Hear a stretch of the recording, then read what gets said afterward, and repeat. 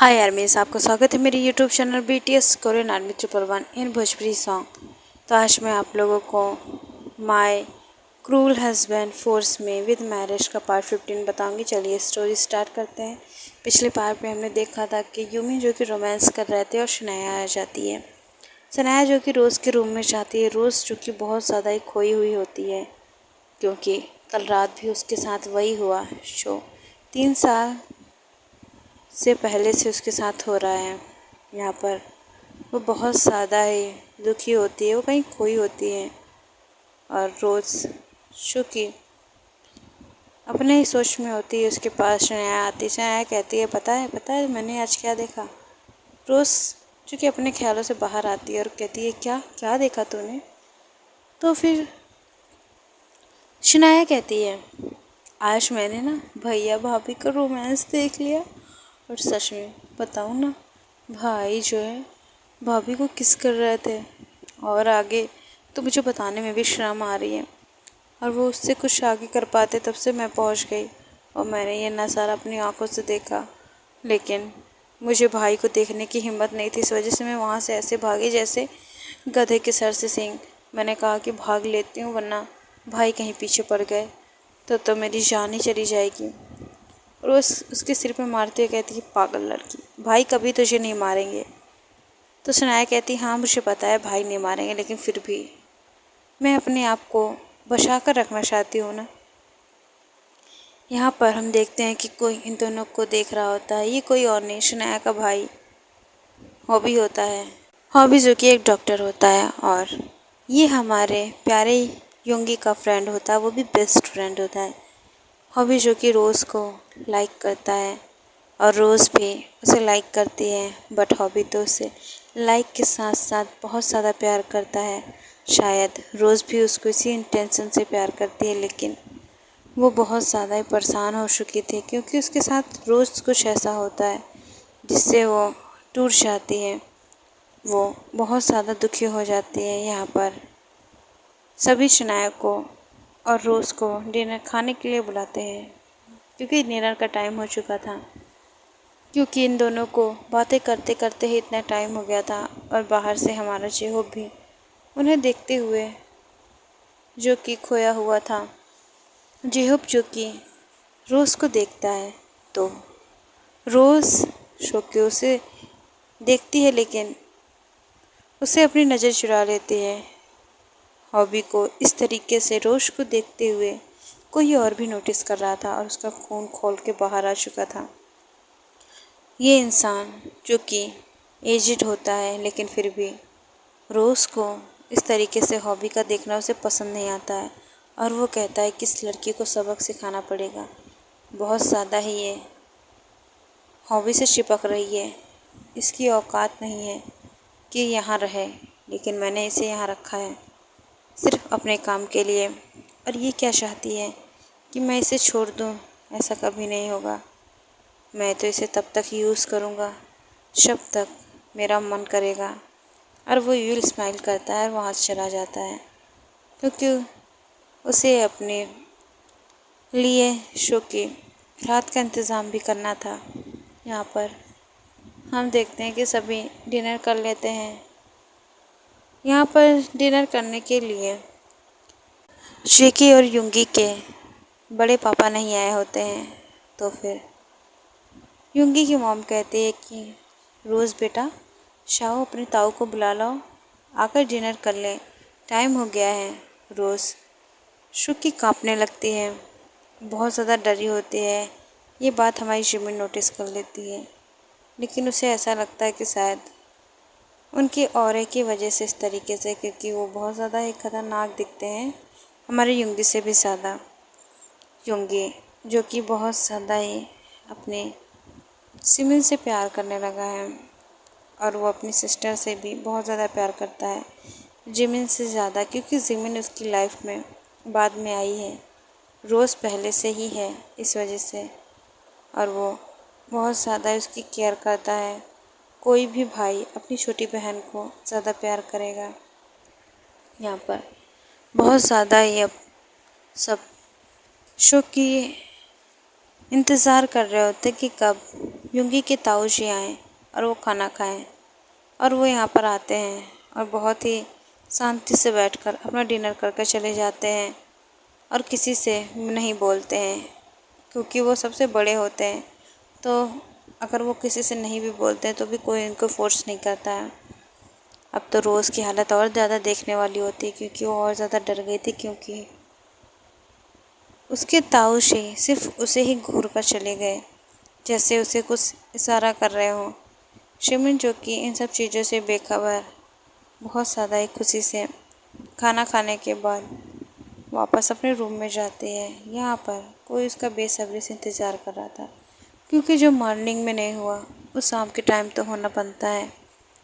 और यही सब शिमिन, जो कि सोच कर शाय फील कर रही थी, और रूम में एंटर होती है। रूम को देखकर तो उसके होश ही उड़ जाते हैं।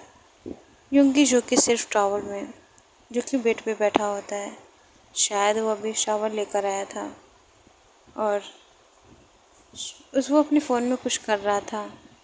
लेकिन तभी वो उठ कर जाता है और खुद के लिए क्लॉथ निकालने लगता है।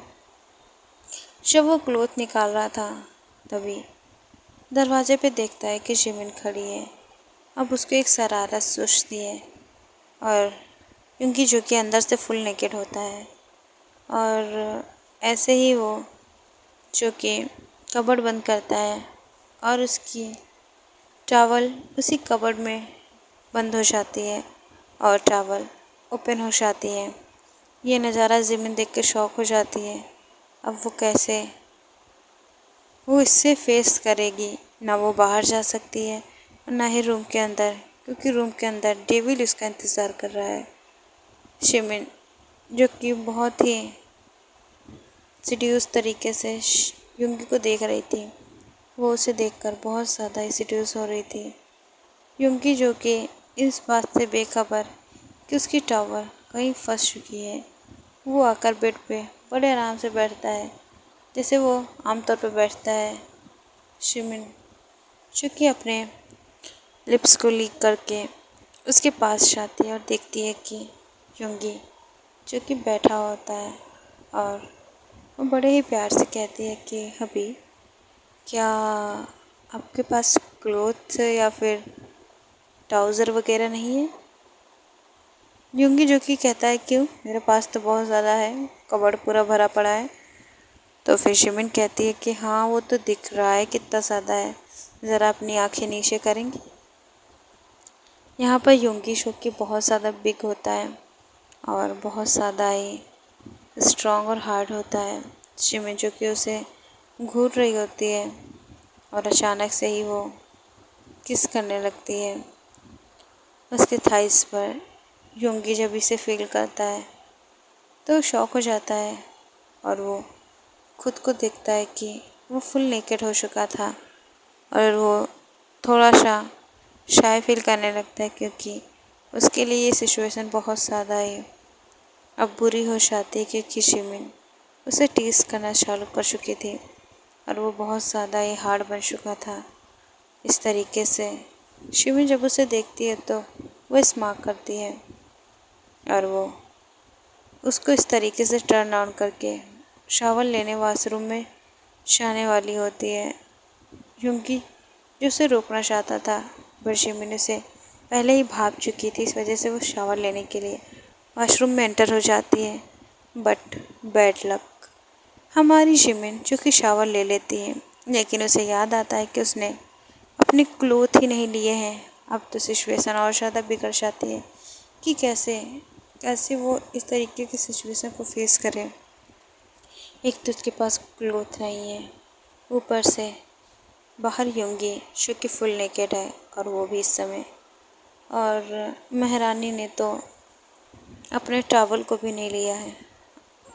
युंगी, जो कि ये सब देख रहा था, वो इसीलिए शिमिन को रोक रहा था कि ये टॉवल लेती जाओ, लेकिन हमारी शिमिन एटीट्यूड में अंदर चली गई और उनके पास कुछ भी नहीं बचा, यहाँ तक कि बाथरूम भी नहीं है।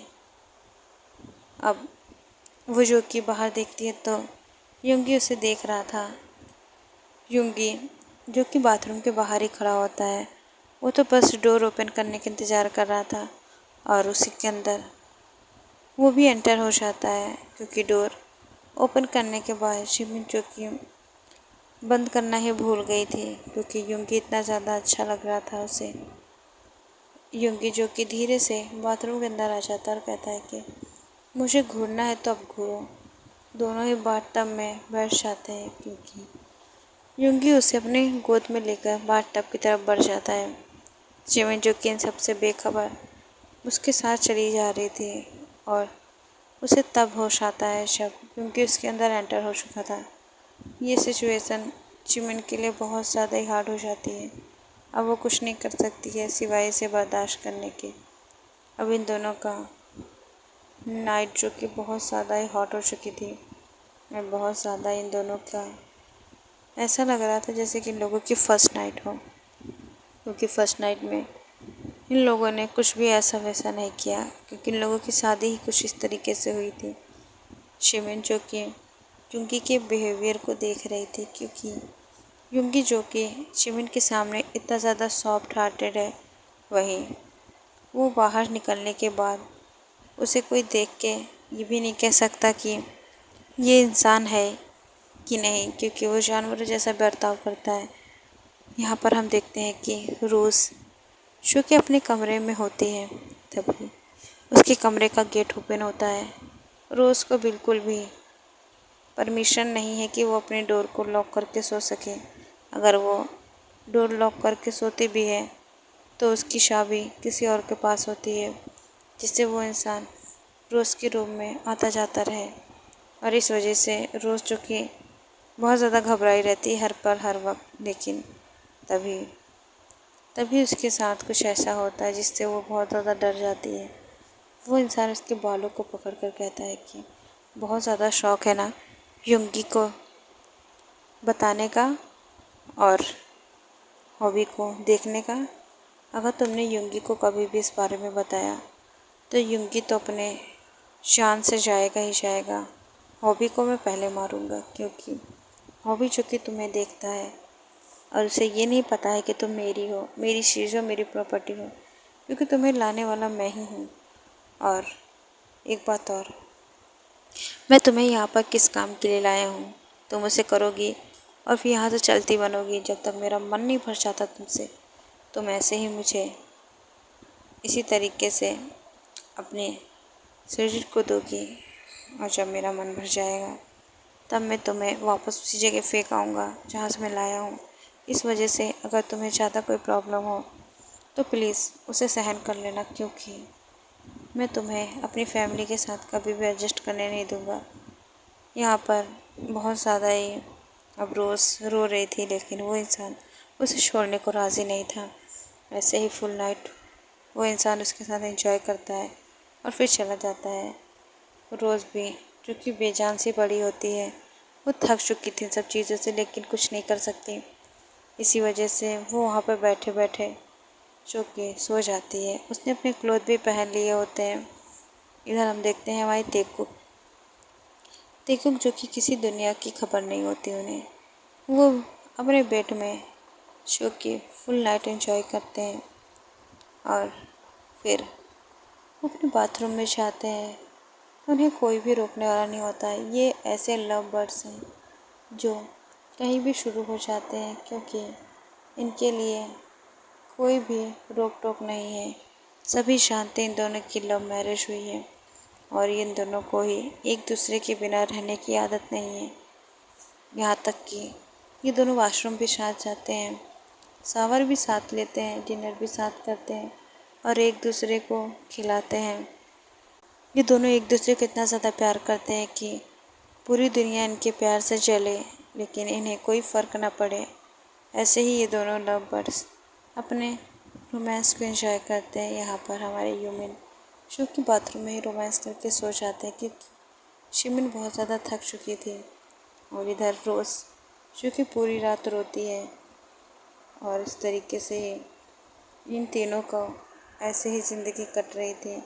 रोज़ जो कि सैड होती है और वो कुछ नहीं कर सकती है, ना वो युंगी को बता सकती है, ना वो ते को बता सकती है और ना ही वो हमारे जेके जो कि बहुत ज़्यादा ही अपनी बहन से प्यार करता है, और तो और वो अपनी बहन से शिंकी से ज़्यादा प्यार करता है। अगर उसे पता चल जाए कि उसके साथ हो क्या रहा है, वो तुरंत ही उस इंसान को बिना सोचे समझे गोली मार देगा।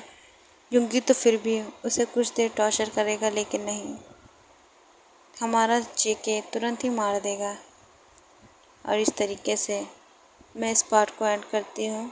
क्या रोज़ अपनी लाइफ में खुश रह पाएगी, या फिर वो इंसान जिसके साथ रोज़ इस तरीके की हरकतें करता है उसे पनिशमेंट मिलेगी? आखिर रोज़ को कहाँ से लाया गया है? क्या वो एक अनाथ है? तो ये सब तो हमें अब नेक्स्ट पार्ट में पता चलेगा। और इस तरीके से यूमिन के रोमांस को देखने के बाद मुझे नहीं लगता कि आप लोग अब यूमिन को छोड़ने वाले हैं। और जिस आर्मी को ऐसा लगता है कि मैं स्टोरी फिनिश ना करूं, तो आर्मी प्लीज़ समझिए, अगर मैं इस स्टोरी को नहीं फिनिश करूंगी तो नेक्स्ट स्टोरी आप लोगों के लिए कैसे लाऊंगी। और अगर आप लोग चाहते हैं मैं इसे थोड़ा और बड़ा बनाऊं तो मैं बना दूंगी, मुझे कोई प्रॉब्लम नहीं है, क्योंकि ये रोमांस बहुत ज़्यादा ही बढ़ने वाला है। और मैं इसको और ज़्यादा आगे बढ़ा चढ़ा कर दिखाऊंगी, जिससे आप लोगों को ये स्टोरी और ज़्यादा इंटरेस्टिंग और अच्छी लगे। तो बाय आर्मी, सरांगे, love you so much army.